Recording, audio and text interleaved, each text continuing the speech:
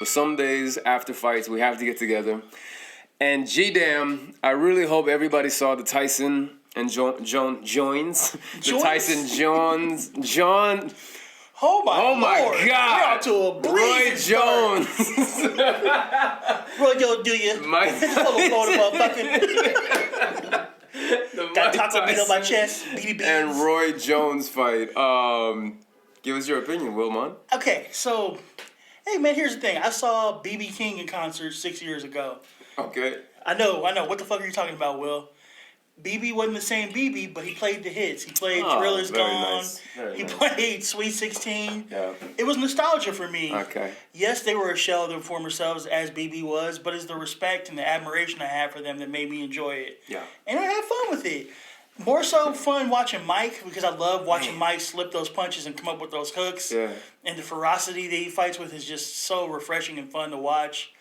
Roy, his style obviously didn't age as well. Doesn't translate. It's an athletic reflex based style. Yeah. When you're 51 years old with a chest full of taco meat, you're not gonna really be. So weird. Yeah.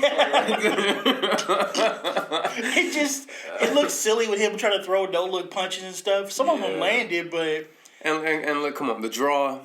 A draw. Come on, man. And what did he say at the end of it? I don't like draws. I wear draws. I don't wear, what? Something about, maybe he was talking about he goes commando, he doesn't wear underwear. I don't know what he was talking about. He's got that Adrian Broner humor at the end where it's like, wait, what the fuck did you say? It just came across as cringy. It's not funny. Yeah, it's like, good try. Yeah. Maybe we don't do any more of that. It was not a draw by any means. Mike pressed the action the entire night. And like you were saying, dude, it was so beautiful to see that it's just instilled in him at all times, man, to just slip this way and come up with the hook and slip this way and come up with the hook. And it was beautiful to watch. And I was telling Deli last night that, man, no fighter to this day fights the way he fights. No. And no fighter ever, I can't think of any fighter that was as feared as Mike was. Like, it was a sight to see. And I'm not saying that, like, I made the example of, like, I'm sure people talked all kind of shit when they were going against Floyd, and they were like, nah, I could beat him. But deep down, they're like, fuck, he could beat me. Yeah. But nobody was saying, fuck, Floyd's going to knock my ass out and end my career. Mike, man, he just instilled fear, and he just had this thing that no fighter has, and I don't know how to get that. Is that something naturally you're born with? Yeah, it's the combination of the stare, the no music, the all black with the towel over his body. Man. That stare, man, you can't teach that. That stare scared the shit out of me as a kid. Too. Yeah. I remember seeing it like, oh, fuck, this dude about to die.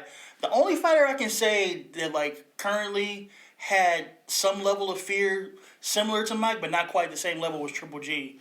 When he was knocking everybody the fuck out. Even Canelo, he was scared. I don't care what anybody says. Canelo was like, nah, bruh. Yeah. I'm waiting 3 years till Triple G gets a little older before I fight this motherfucker. Yeah, man. Because everything he touched, he breaks. That's right. And like Ivan Drago. He comes forward, too. And, like, maybe that dude that you put me on to, is it Hawkins, the one that was, like, 39 KOs? Oh, yeah, Julian, the Hawk Jackson. Yeah, him. Yeah, man, when he used to knock people out concussively. Yeah. The thing about him that I think he wasn't quite as feared is because he had been knocked out, too. Mm-hmm. So you got to get somebody crazy enough to be like, well, he's been knocked out too, so I can probably catch him before he catches me. Right. Mike was undefeated most of that time when he was really the most feared man, and so was Triple G. Yeah. So I think their level of fear that they instilled in their opponents was probably higher. Yeah. But man, Julian Jackson, if you guys haven't seen him, I'm going to try to find clips to post. Yeah. Julian Jackson is one of the hardest punchers I've ever seen in my life. In both hands. Yeah, he hits you and you like, it's like somebody hit the pause button on your body. You just are stuck in place for a while, then you finally fall. Yeah. It's crazy. When you showed me, like, he hit somebody with a jab, and it was like they just, like, ran into a wall or something. It was so weird to see. It's just so rare nowadays. Yeah.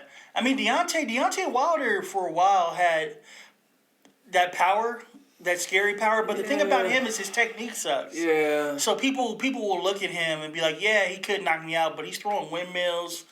I'm not really scared of his boxing technique. I can probably pick him apart. Mm-hmm. So it wasn't the same level of fear. So. Nah, yeah, because you just have to look out for that one punch, and if you that outlast windmill, right? Yeah. But like Mike coming with the fucking nobody moves that way, and even Mark and my wife caught the shit, which shows you how beautiful it is.